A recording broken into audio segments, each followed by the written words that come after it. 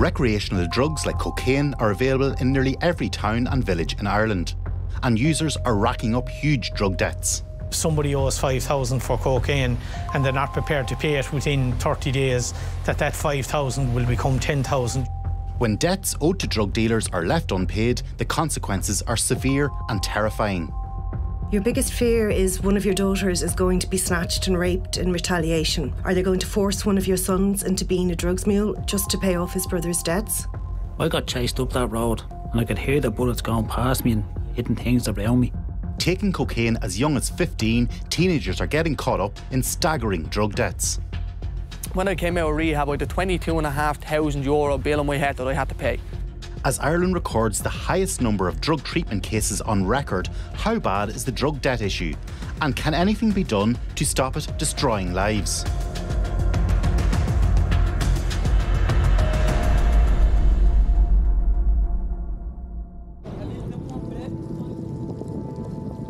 You might wait 20 minutes, half an hour for the takeaway on this Friday night when you're sitting in. If you ring someone to get drugs, you'd have it in 10 minutes. That's the reality of it. A bleak reality that Conor Harris knows all about. A gifted Gaelic footballer, he featured on Kildare underage teams as a teenager before his life descended into chaos. So cocaine was my drug of choice. I was never big on alcohol, believe it or not. I never smoked weed or anything like that. So when I picked up cocaine, I fell in love with it. They talk about how addictive it is. Once you put that into your body, it only lasts for a certain amount of time. And as soon as that rush goes, you just want more and you just want more. Conor Harris first started taking cocaine when he was 17. It started with occasional small amounts before it escalated. You start off maybe with €50 on a night out or €100 on a night out. And that's what I started off, you know, and that would have done me on a night out until the days started rolling where the Friday night would be a Friday, Saturday. So then you're talking €100 worth. And then you're talking €200 worth. And I started selling them to try supply myself. So now you're getting in maybe €1,000 worth of drugs and you're keeping, let's say, €500 worth of drugs for yourself and you're selling the other 500 so you can feed your own habit. And as an addict, addicts don't make money. You know, addicts don't. When we try to be drug dealers, we're the worst drug dealers in the world. Conor overdosed for the first time when he was just 18. He had also racked up huge drug debts. As an addict who needed more, the more I needed, the quantities got bigger, the money I started to owe got bigger. So the first time when I overdosed at the age of 18, I'd been selling drugs quite heavily, and I got out of hospital that time and I looked at all the money I owed, and I owed out €20,000. With €20,000 at the age of 18. And that was massive, you know, and I went back and I started going to the credit union, I got a loan off them, I went to family members, I got a loan off them, and I told myself I'd stop selling drugs and I'd stop using, but I went back and done the same thing again. And by the time I was in rehab then, when I came out of rehab, I had a €22,500 bill on my head that I had to pay. It's actually quite regular to see five-figure sums of money being owed. Drug debts are associated with all types of drugs, but they're particularly an issue with cocaine abuse because people's tolerance of cocaine goes up quite quickly and they can burn through quite a lot of money using cocaine. As well as coping with their addiction, people who owe money for drugs often face violent threats and intimidation. Well, I can start with a simple thing of a phone call, a silent phone call. You know that someone in your family or that you owe a debt, and there'll be simple phone calls. There'll be text messages. There'll be children sometimes recruited to knock on the door. There'll be adults will come knocking on the door saying, you owe us money, if you don't pay up, this will happen. And so you'll have damage to property, windows damage, doors damage. You'll have damage to vehicles, maybe fires, maybe...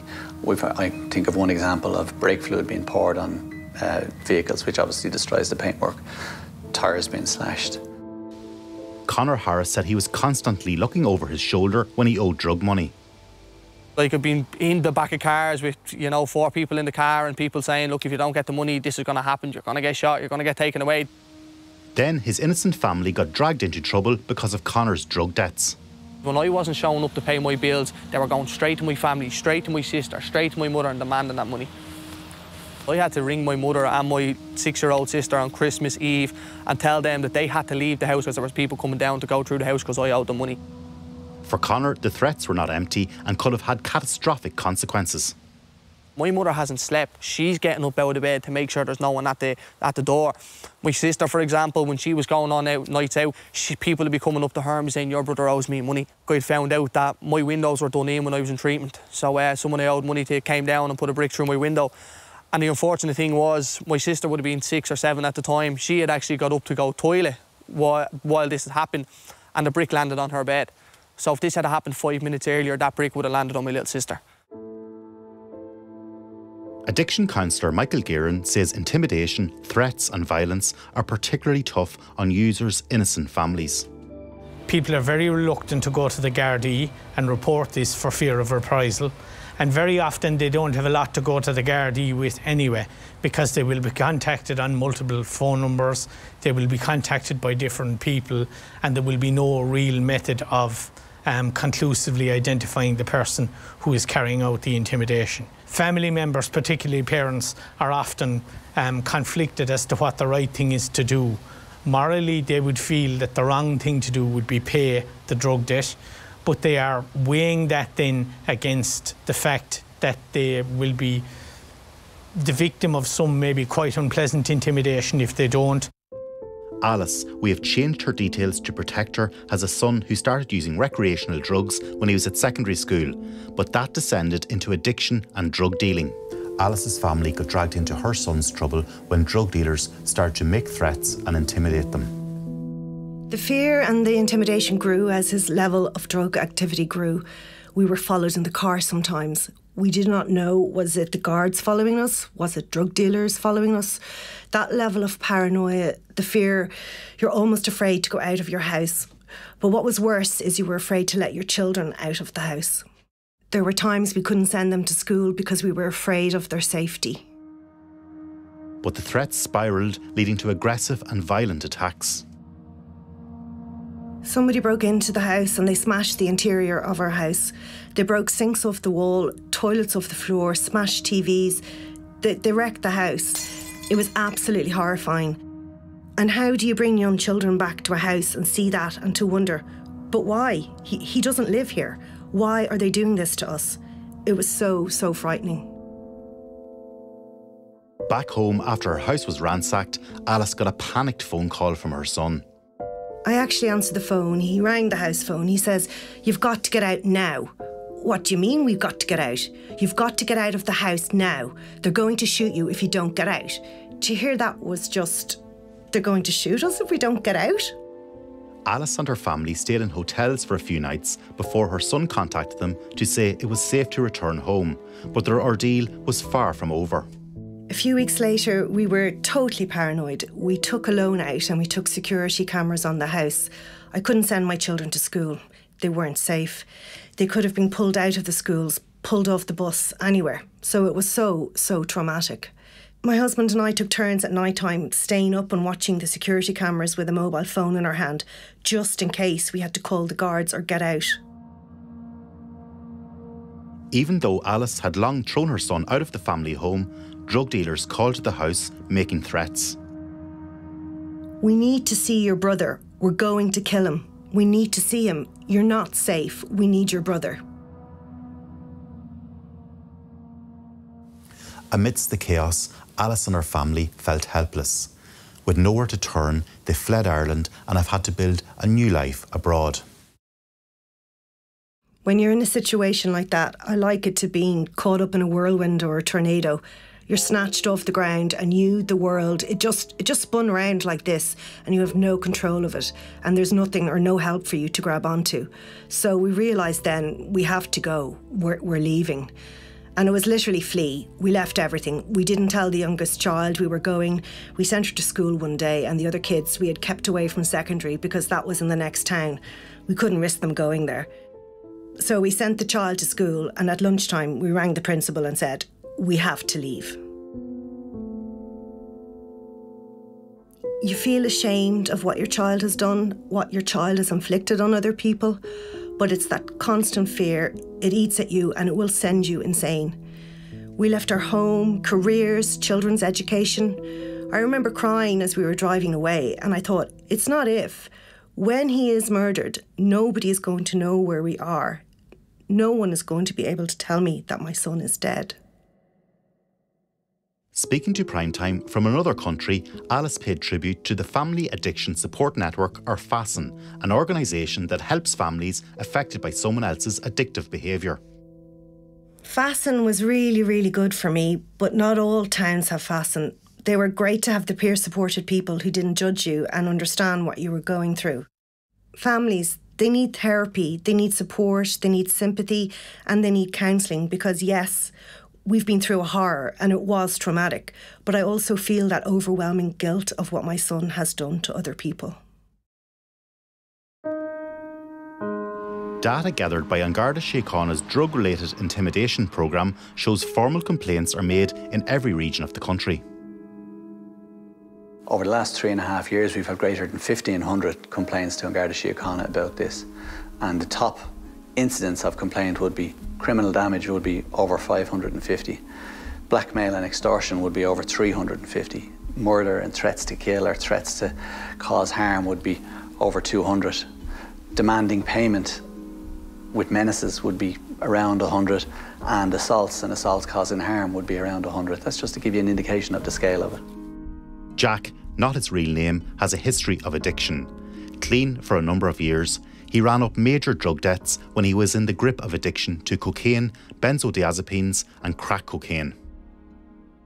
I would have had ongoing small drug debts that I would have been paying off. Then at times I would have had large drug debts like getting up from 5 grand to 10 grand, 20, 30 grand. I had many threats to my life.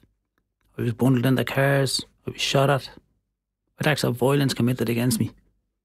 Threats made against me family, to the point where I didn't feel there was a way out. I was suicidal on many occasions. Actually led me to taking more drugs. Led me into overdoses. Led me into more crime. You're living a life where you just don't see a way out. You can see the damage it's causing everybody got to deal with you. There's a whole plethora of people who's dealing with the stress and the worry that's associated with the debt that you've racked up. Like many addicts, Jack found himself selling drugs. He understands the dark ecosystem of drug dealing and collecting debts. Drugs are illegal and it's unregulated. So if someone owes you 5 grand or 10 grand, you can't go to the guards and you can't go to court. You have to get it yourself. So people have to take it upon themselves to go and get the money. That could be anything from threatening to burn your gaff down, threatening to kill your family members, threatening to kill you. They're hoping if they threaten enough, the money will be acquired by whoever, however. But if that fails, they're willing to do whatever needs to be done. Very often drug users become drug dealers or drug distributors out of necessity because they have found themselves that they have become entrapped in the system of drug distribution, which is a very complex, multinational, multi-jurisdictional phenomenon at this stage, and they feel they have no option but to go along with it.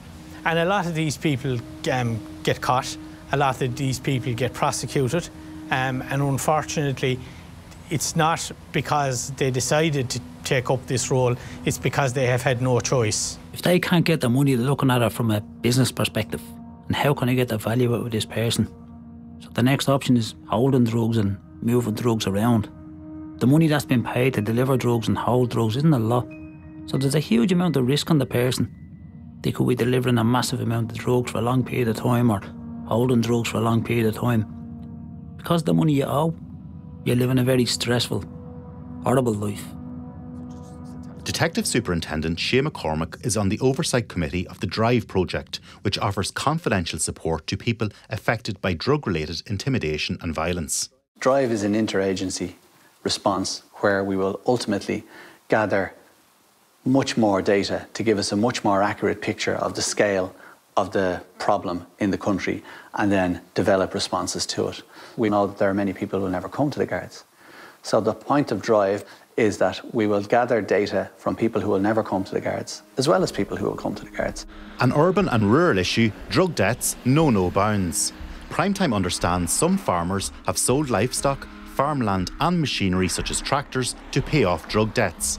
It's not uncommon for a farmer to pay €50,000 to clear off a drug debt and make a drug dealer go away. It is a rural phenomenon, it is an urban phenomenon. We have heard stories of people being intimidated and forced to sell property, to sell equipment, to sell machinery, to move house, All of these things in all of the different areas of the country.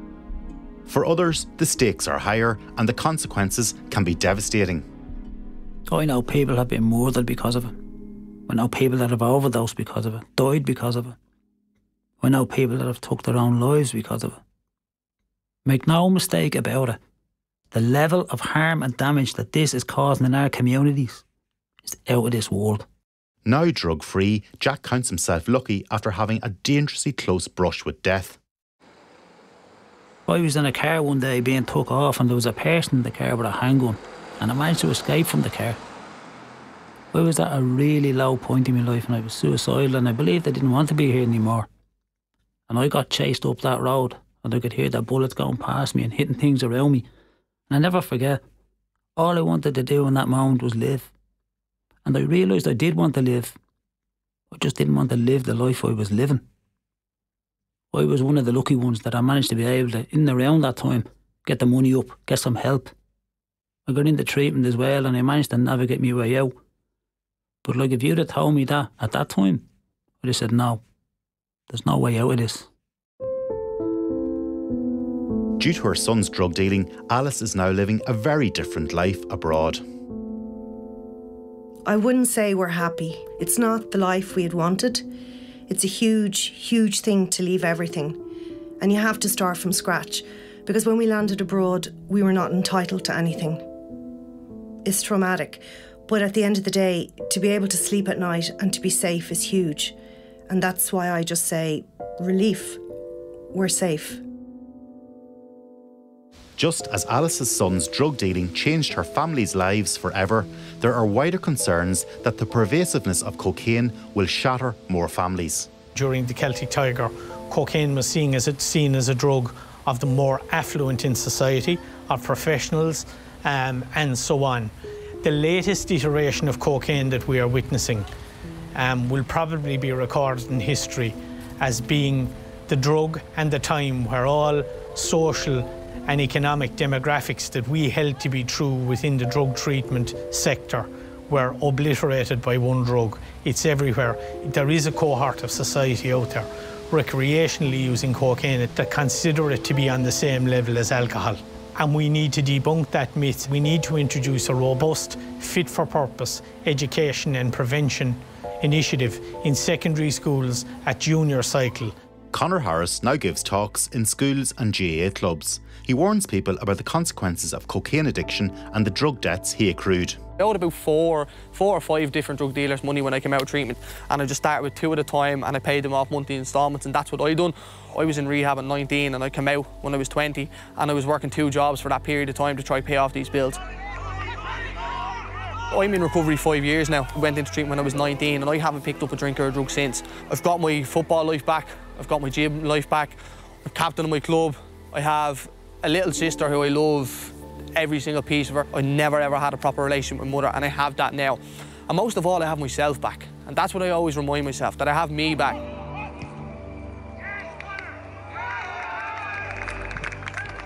Conor Harris there, finishing Conor McMurrough's report. And if you've been impacted by anything you've just heard or seen, you can get help from the RT helplines. That's rt.ie/helpline.